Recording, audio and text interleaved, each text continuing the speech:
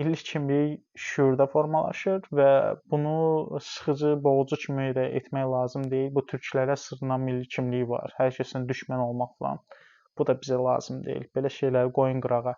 Milli kimlik nədir? Bir milləti bir araya gətirmək, bir milləti sosial haqlarını inkişaf etmək, insan haqlarını inkişaf elətdirmək və onun digər xalqlarla da dostluq münasibətlərini yaratmaq. Yəni bu sivil məqsədlərə xidmət edir. Yəni biz elə bir cəmiyyət yaratmalıyıq ki, bu milli şüurla, milli kimliklə burada şiəsi də, millətçisi də, digəri də rahat adam balası kimi yaşaya bilsin. Yəni biz milli kimliyi oyandıraq, nə bilim, Rusa, Farsa düşmən olaq, ora düşmən olaq, buna düşmən olaq. Belə söhbətlər lazım deyil. Bizə bunlar xeyir vermir. Bunlar Rusiya tərəfindən türkçülərə sırılmış bir milli kimlikdir. Özlərinin də xəbəri yoxdur kimə qulluq eləyirlər.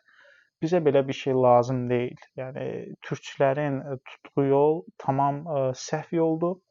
Bizim milli kimliyimiz tamam fərqli olmalıdır. Biz müttəfiq axtarmalıyıq, biz özümüzün cəmiyyətinə, yəni özümüzün cəmiyyəti deyərkən mən burada talışları təkcə nəzərdə tutmuram, həm də azərbaycanlılar hansı ki bizi izləyir, hansı ki bizim yolumuzu izləyəcək, onlara da bir cığır açmalıyıq, insan haqlarına doğru, sosial haqlara doğru, yəni şərait yaratmalıyıq ki, onlar da normal şəkildə yaşasın, biz də normal şəkildə yaşayaq və özümüzün ictimai əlaqələrimizi də, beynəlxalq əlaqələrimizi də bu xəttlə gücləndirməliyik.